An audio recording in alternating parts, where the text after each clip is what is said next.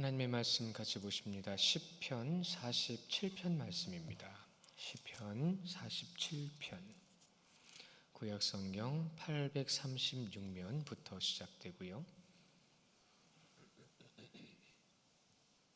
시편 47편 고라 자손의 시 인도자를 따라 부르는 노래라는 제목으로 기록되어 있고요.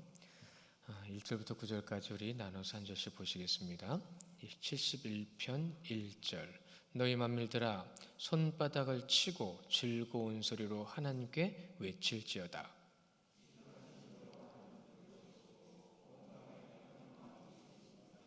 여호와께서 만민을 우리에게 나라들을 우리 발 아래 복종하게 하시며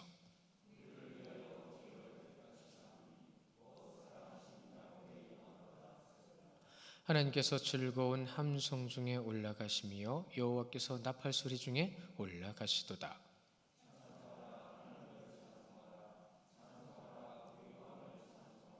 하나님은 온 땅의 왕이심이라 지혜의 시로 찬송할지어다.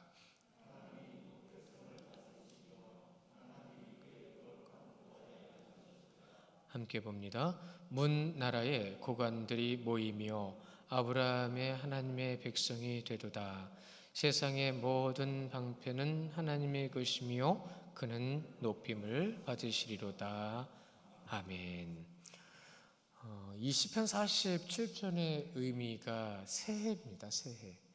그래서 이 새해가 시작될 때에라는 의미를 담고 있는데요. 벌써 5개월이 지났습니다. 그리고 오늘 5일째입니다. 2022년도 시작되고 6월 달이 됐는데요. 우리가 새해 시작할 때 참 계획을 많이 세웠는데 어떻게 많이 이루셨나요? 또 계획대로 되어져 가고 계십니까? 우리가 원하는 대로 되지는 않아요. 그렇죠? 또 우리가 원치는 않아도 노력을 해도 안 될 때도 있어요. 그러한 상황을 우리가 경험해 나가면서 또 경험할수록 결과적으로 우리 마음대로 안 된다는 것을 다시 한번 우리가 알게 되죠. 분명한 차이가 있는데요. 우리가 원하는 것들 원하는 대로 못하는 것, 그리고 또 우리가 예배 가운데 있는 것들을 볼 때 분명한 차이가 이 두 가지 가운데 나타나는데, 이렇게 두 가지 차이를 이렇게 말을 합니다. 하나는 믿음의 연륜하고요, 하나는 고집의 연륜이랍니다. 고집을 피우는 거죠. 예, 말 그대로예요. 믿음의 연륜이라는 것은 말씀을 보고 기도하여 그 말씀 가운데 더 깊으시고 높으시고 넓으시고 높으신 하나님을 경험하는 겁니다. 우린 천국 갈 때까지 경험해야 돼요. 그때까지 경험해도 하나님이 어떤 분이신지 다 알 수 없고요, 알았던 이 사람은 아무도 없습니다. 성육신하신 예수 그리스도만 아시죠. 그런 믿음의 연륜이 우리에게 더해져야 되는데, 더해지면 더해질수록 하나님을 아는 지식이 더해지겠죠. 하나님을 아는 지식이 더해지면 하나님을 만나는, 하나님을 경험하는 경험들이 많아지겠죠. 그 경험의 증거가 바로 내가 주님을, 하나님을 닮는 겁니다. 여러분 가운데 하나님의 성품이 나타나야 되죠. 그러면 고집의 연륜은 뭐예요? 말씀 안 들어도 아실 거예요. 왜요? 사람은요, 심리학적으로도 볼 때는 시간이 지날수록 고집이 세진답니다. 내 생각이 너무 깊어진다는 거예요. 버리지 못한다는 거예요. 그래서 예전에는 나이 40만 되면 그때부터는 고집 꺾을 생각하지 말라고 얘기를 해요, 심리학자들이. 근데 지금 50이라고 얘기를 하거든요. 100세 시대니까 이제 더 길어지고 많아졌다라고 표현을 할 수도 있어요. 고집이라는 것이 뭘까요? 어떻게 보면 굳어지는 겁니다. 굳어지지 않게 하기 위해서 매일 연주하는 음악가들, 굳어지지 않게 하기 위해서 매일 그림을 그리는 그림 화가들 너무 많습니다. 너무 많습니다. 그래서 운동선수들도요, 시합이 없어도요, 하루에 정해진 시간만큼의 운동은 매일 하지 않으면 이 근육이 제 기능을 발휘하지 못한다죠. 예, 영혼은 더 중요합니다. 매일 기도하지 않으면 그 다음 날은 기도하기 싫어지고요, 매일 말씀 보지 않으면 그 다음 날은 말씀 더 안 보게 돼요.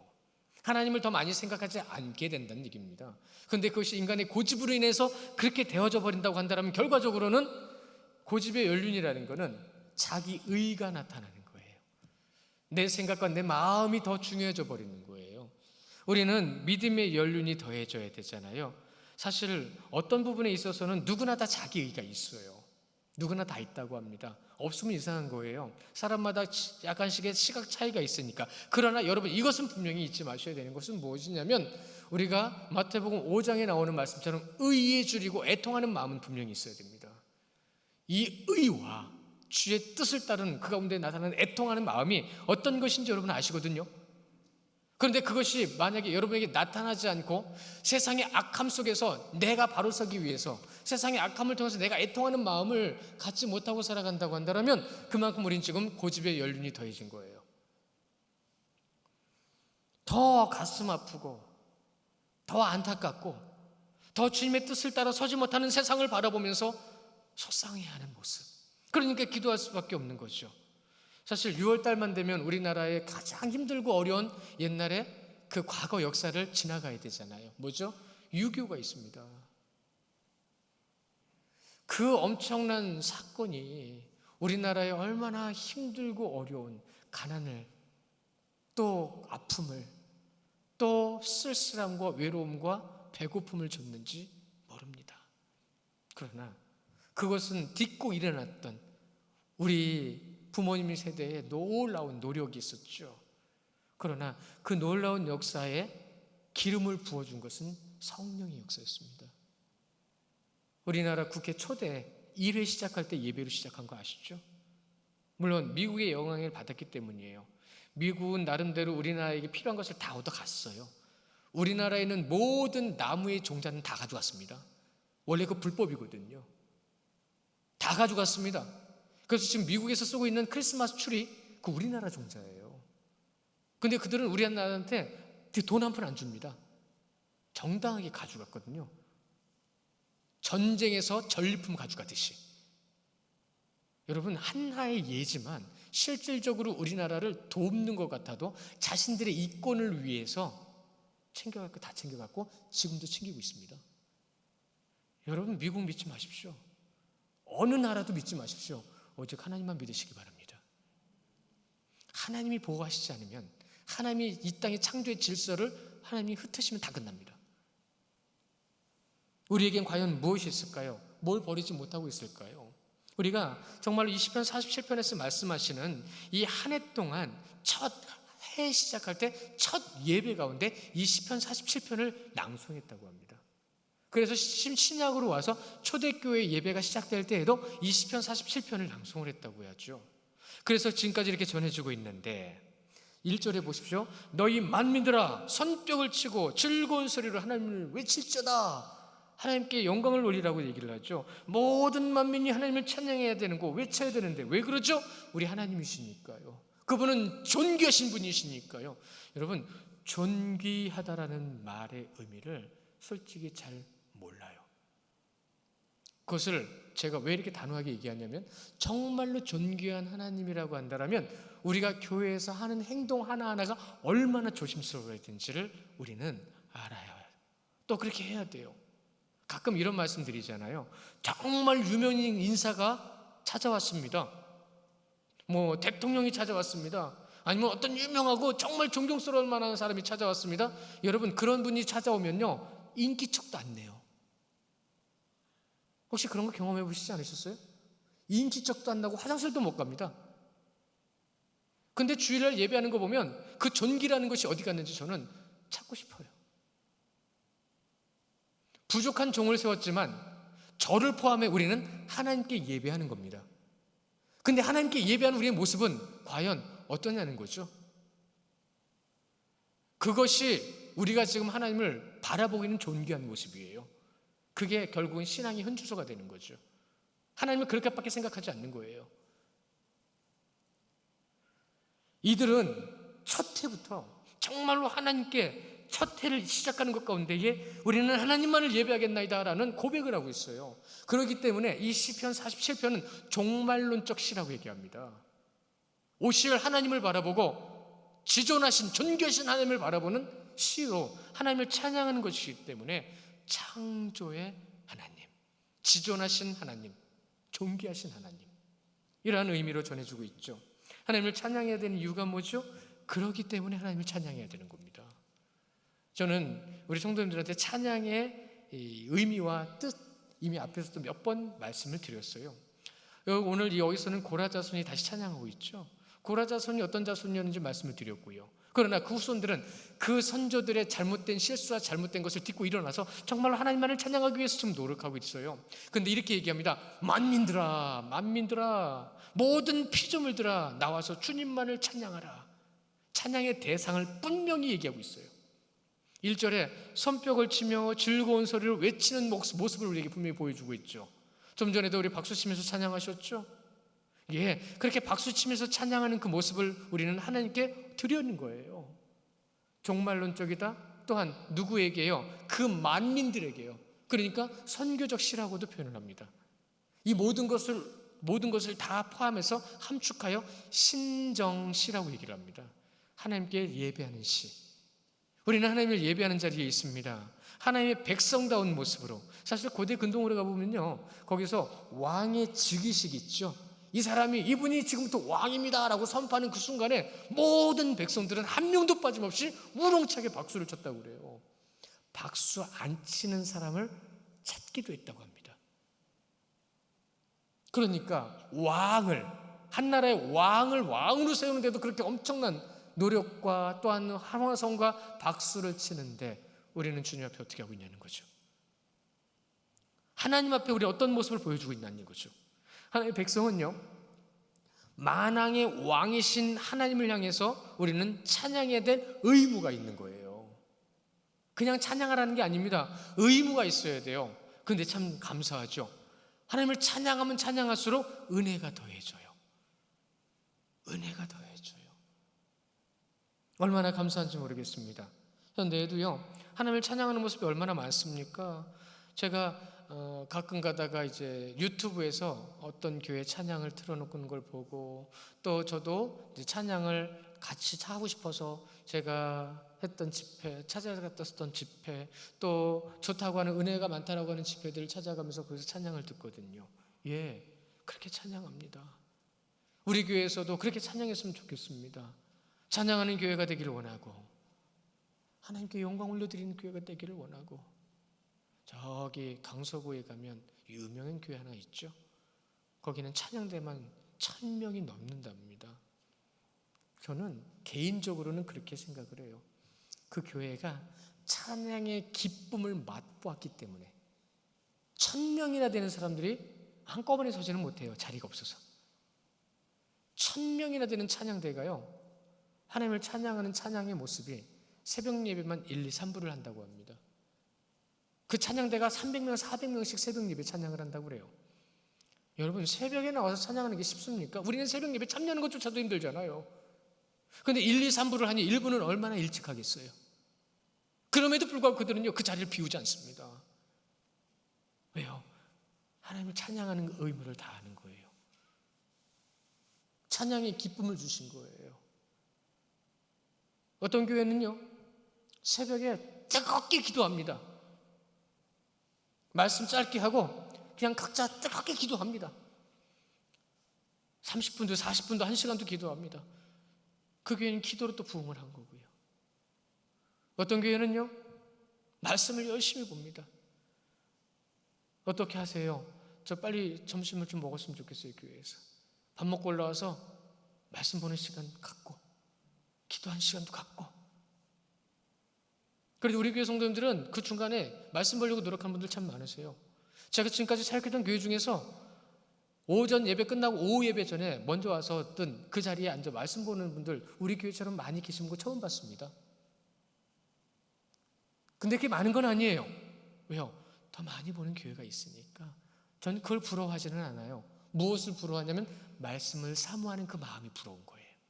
찬양을 사모하는 마음이 부러운 겁니다. 하나님만을 찬양했다고 하는 그 찬양이 부러운 거예요. 기도하십시오. 우리도 할 수 있습니다. 전혀 부족하지 않습니다. 얼마든지 하나님은 하실 수 있는 줄 믿으시기 바랍니다. 그러기 위해서 우리가 지금 준비하고 있는 거예요. 그러기 위해서 우리가 지금 기도하고 하나님 앞에 나아가고 있는 겁니다. 여러분, 열매를 거두기 위해서는 돌부터 치워야 되잖아요. 고운 흙으로 만들어야 되잖아요. 땅을 기경하는데 거름을 줘야 되잖아요. 물을 대주고 우린 지금 어디쯤 와 있을까요? 제가 보기에는 돌 치우는 건 끝난 것 같아요. 거름을 주고 있는 것 같아요. 모릅니다. 주님이 아시죠.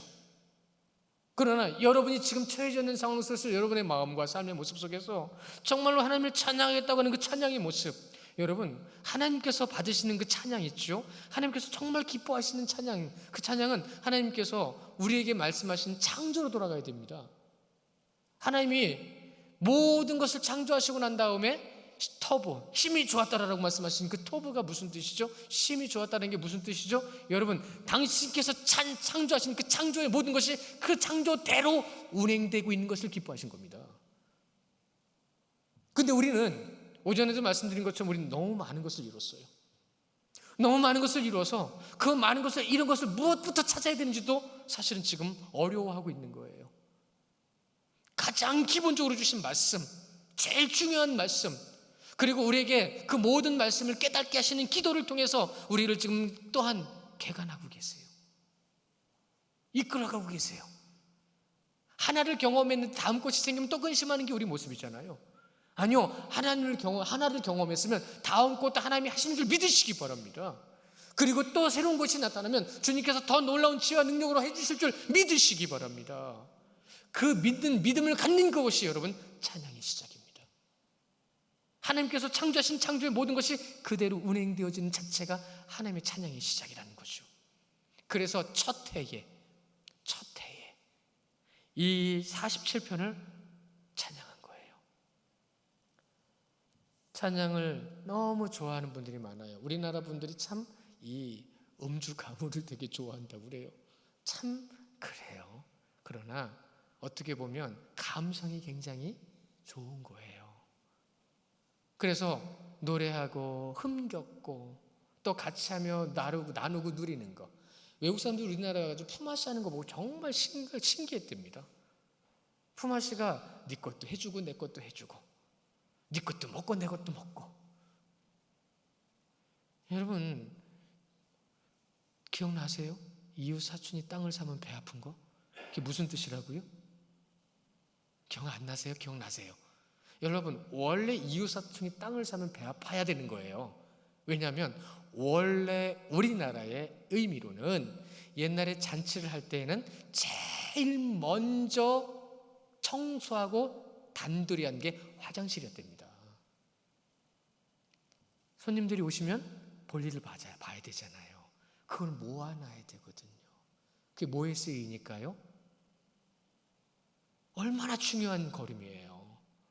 저는 지금도 저희 큰아버지가 1년에 한 번씩 진짜 그 걸음통 메고 식구들이 1년 내내 모아놓은 걸음통 메고 구기자밭에다가 뿌려주는 걸 지금도 생각합니다. 그렇게 힘들게 인생을 살아가며 농사를 뼈가 부러지도록 황소처럼 일한 그분이 돌아가시기 전에 6개월 전에 하나님을 영접했다는 게 너무 감사해요. 너무 감사해요. 제가 너무 늦게 알았다고 얘기를 하셨대요. 하나님을 찬양하는 것.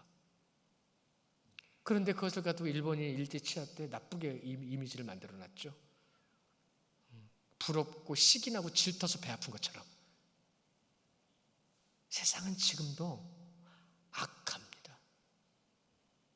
선을 악으로 만들려고 충동합니다.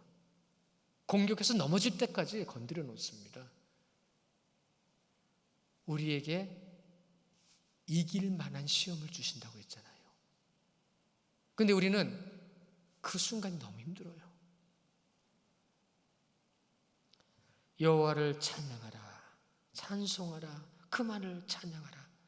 참 제가 이걸 하다가 잠깐 생각이 났는데 예전에 제가 청년 후반 때였나요? 저기 서울에 가면 서빙고동에 있는 온누리교회 거기 찬양이 굉장히 뜨거웠습니다. 저도 거기 많이 갔어요. 얼마나 좋아하는지 몰라요. 그냥 그 자리에 있는 것만으로도 좋았어요. 찬양하고 박수치고 환호하고 기도하고 그 너무 뜨거워지는 그 찬양의 물결 가운데 더 많은 이들이 찬양했으면 좋겠다 해가지고 찬양 인도자 학교를 만든 적이 있어요.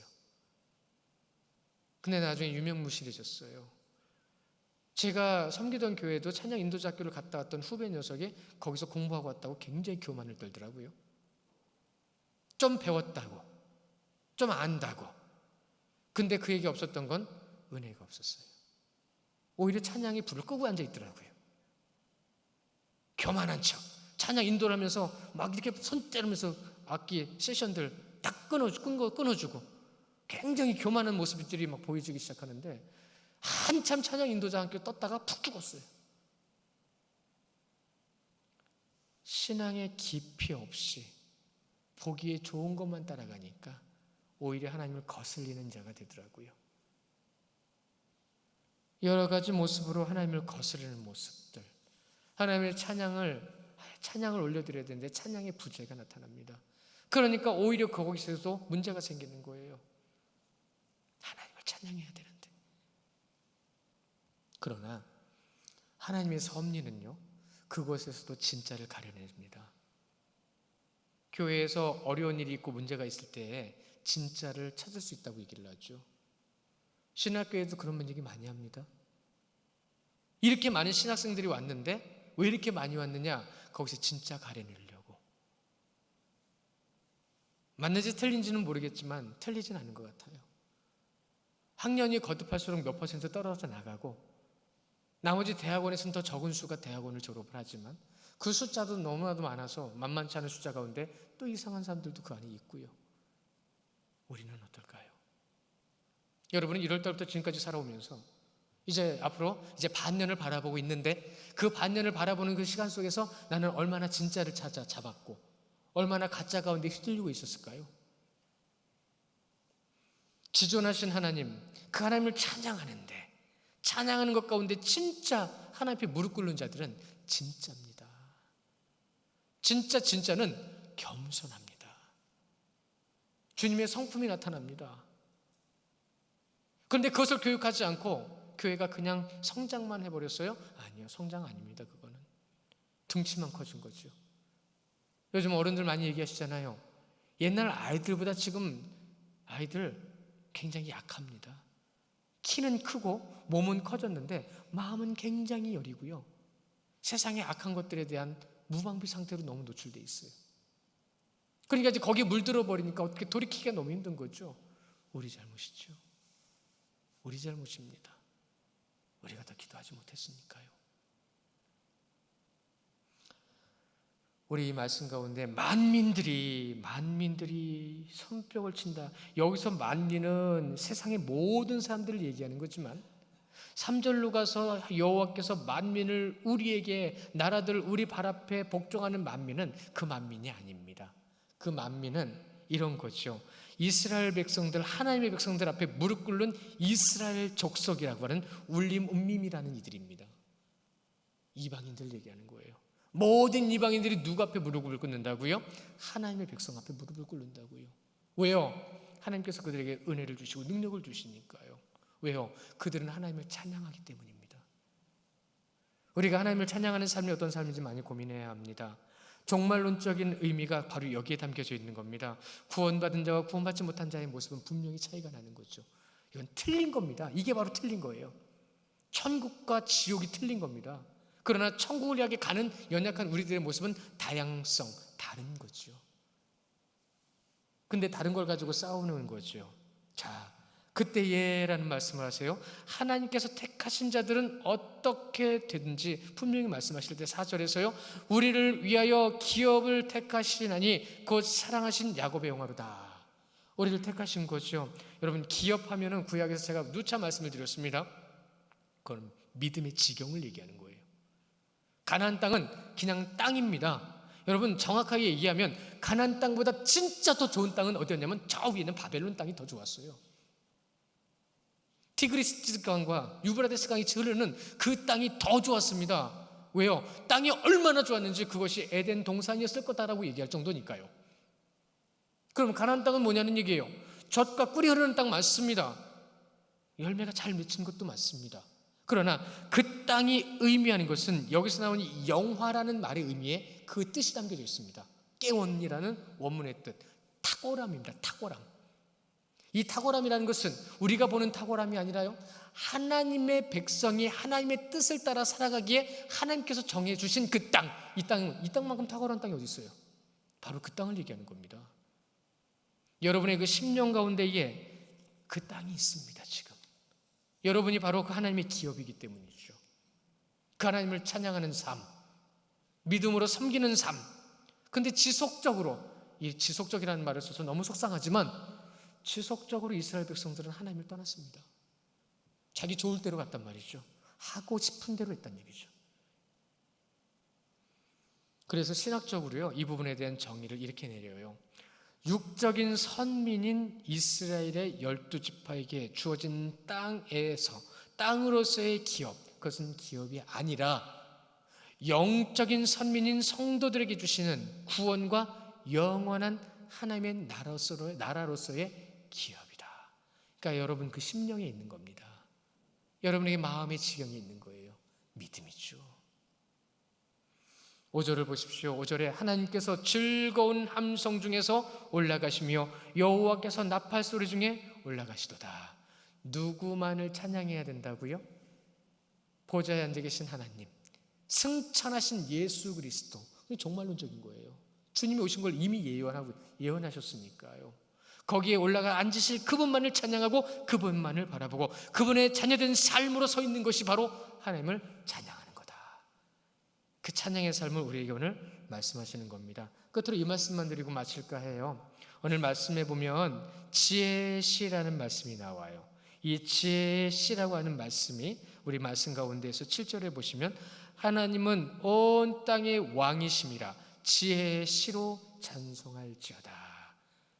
지식은 우리가 어느 정도 얻을 수 있지만 지혜는 우리 마음대로 되는 게 아닙니다. 오직 하나님께서 주시는 영적인 것이기 때문이죠. 하나님을 아는 것, 하나님을 믿는 것, 하나님의 뜻을 따라 세움받아 그분이 원하시는 대로 삶을 살아가는 것, 이것이 바로 하나님을 찬양하는 겁니다. 잊지 마시고요. 하나님의 백성이 드리는 찬양의 내용을 정리해 주시는 부분이 오늘 말씀 7절, 8절 말씀인데요. 8절, 9절 말씀인데요. 우리 8절, 9절 말씀 같이 보겠습니다. 시작. 하나님이 뭇 백성을 다스리시며 하나님이 그의 거룩한 보좌에 앉으셨도다. 문 나라의 고관들이 모이며 아브라함의 하나님의 백성이 되도다. 세상의 모든 방패는 하나님의 것이며 그는 높임을 받으시리로다. 아멘. 우리가 이 찬양의 말씀, 이 찬양의 내용은 신앙 고백이죠. 신앙 고백. 내가 믿는 하나님은 우주를 다스리시는 하나님이시다. 보좌에 계신 하나님이시다.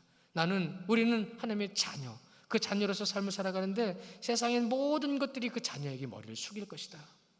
하나님의 역사가 그들을 보호하기 때문이고 세워주시기 때문이다. 가장 높은 곳에 계신 아버지 하나님, 한 주간도요 하나님을 찬양하는 삶, 또 그 찬양하는 삶의 모든 모습 가운데에 우리의 마음, 뜻을 다하여 하나님이 기뻐하시는 찬양의 삶이 되시기를 주님의 이름으로 축원합니다. 우리 이 시간 같이 기도할까요?